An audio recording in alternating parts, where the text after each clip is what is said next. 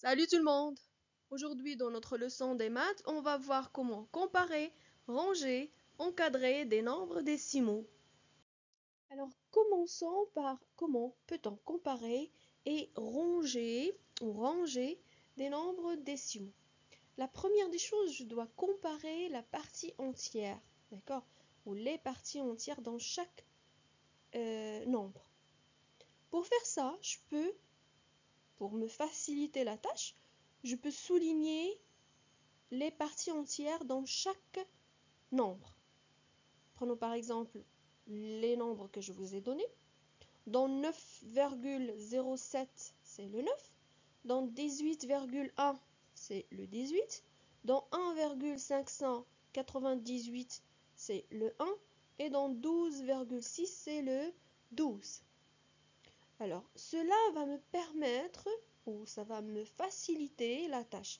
Ça va me faciliter le rangement ou la comparaison des nombres que j'ai. Là, je veux les ranger dans l'ordre croissant. Alors, si vous faites attention, là, je peux ranger les nombres que j'ai soulignés. Alors, ça va donner 1, c'est plus petit que 9, plus petit que 12, plus petit que 18. Et cela va me permettre de classer facilement les nombres décimaux que j'ai. Et ça va donner 1,598, c'est plus petit que 9,07, c'est plus petit que 12,6, c'est plus petit que 18,1. Si je veux les ranger dans l'ordre décroissant, je vais faire seulement le contraire. Ça veut dire que 18 c'est plus grand que 12, plus grand que 9, plus grand que 1. Et ça va me donner le rangement suivant. 18,1 c'est plus grand que 12,6, c'est plus grand que 9,07, c'est plus grand que 1,598. Je vous donne un autre exemple. Voici trois autres nombres à ranger. Mais ils ont la même partie entière. Qu'est-ce que je fais dans ce cas-là? Je vais comparer la partie décimale. Ça veut dire ce qui vient après la virgule. Pour faire ça, je compare ou je commence par comparer les dixièmes. Ça veut dire les chiffres qui viennent juste après la virgule. Et je vais les souligner ici. Dans 2,65, c'est le 6. Dans 2,358, c'est le 3. Dans 2,8, c'est le 8. Et je vais faire le même travail maintenant, c'est très facile. Pour ranger ces nombres-là dans l'ordre croissant, je vais commencer par le plus petit chiffre qui est le 3. Et le 3, c'est plus petit que 6, plus petit que 8. Et ça va donner le rangement suivant. 2,358, c'est plus petit que 2,65, c'est plus petit que 2,8. Et dans l'ordre croissant, je vais commencer par le chiffre le plus grand. 8, c'est plus grand que 6, plus grand que 3.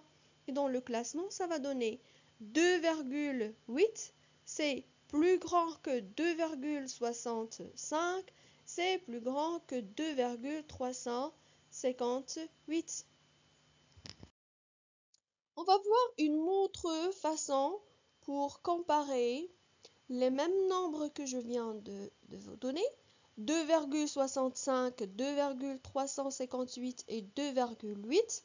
Qu'est-ce qu'on va faire ici? On va comparer la partie décimale, mais d'une autre façon. Regardez, dans 2,358, on a trois chiffres après la virgule.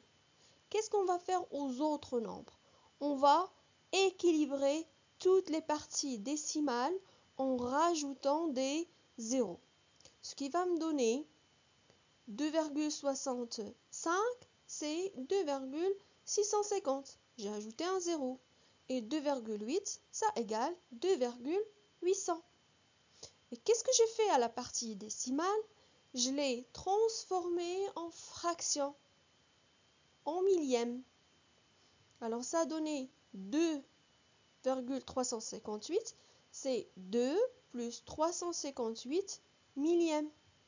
Et 2,65, c'est 2,600 ou plus 650 millièmes. Et 2 plus 800 millièmes. Et je vais maintenant comparer ou ranger les fractions que j'ai dans l'ordre croissant ou décroissant. Ici, je les ai rangées dans l'ordre croissant, du plus petit au plus grand. 358 millièmes, c'est plus petit que 658 millièmes, c'est plus petit que 800 millièmes. Et ça va m'aider à ranger ces nombres décimaux. Et ça va donner 2,358, plus petit que 2,650, plus petit que 2,800. Pour mieux comprendre, je vais vous donner d'autres nombres. Regardez ici, dans ces nombres-là, les parties entières sont égales. C'est le 3. Je passe à la partie décimale et je commence par les chiffres des dixièmes. C'est aussi égal. Je passe au centième, le deuxième chiffre après la virgule. Ici, j'ai ce que j'ai avec le rouge, le 5, 0, 9 et 7. Ils ne sont pas égaux. Alors, je m'arrête ici et je les range dans l'ordre croissant, par exemple. Le 0, c'est plus petit que 5, plus petit que 7, plus petit que 9. Et je range les nombres comme ça. 3,660 ou 6027, c'est plus petit que 3,65, plus petit que 3,67, plus petit que 3,693. Maintenant, on va voir comment encadrer les nombres décimaux. Je commence par comment je peux encadrer un nombre décimal entre deux nombres entiers. Je prends par exemple 6,97. Regardez, ici on parle des nombres entiers. Ça veut dire que je vais prendre la partie entière.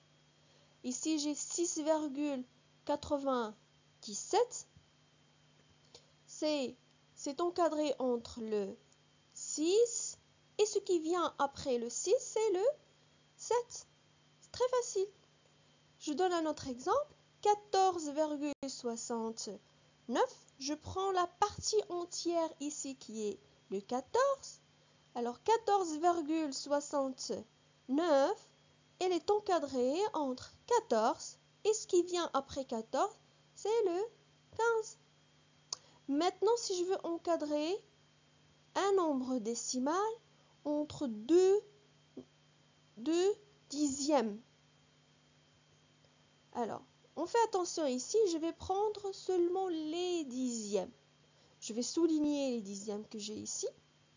Ici, j'ai dans l'exemple 8,23 et il est encadré entre 8,2 ou 8,20, c'est la même chose.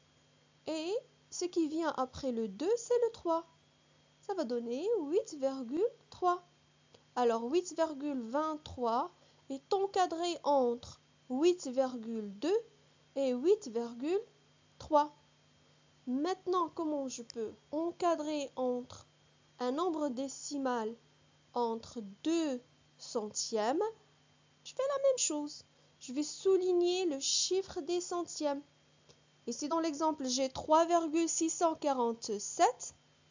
Je vais prendre seulement les centièmes et 3,647, elle est encadrée entre 3,640 Ce qui vient après 40, c'est 50. Et c'est 3,650. Et à la fin, je vous dis merci pour votre attention et à très bientôt.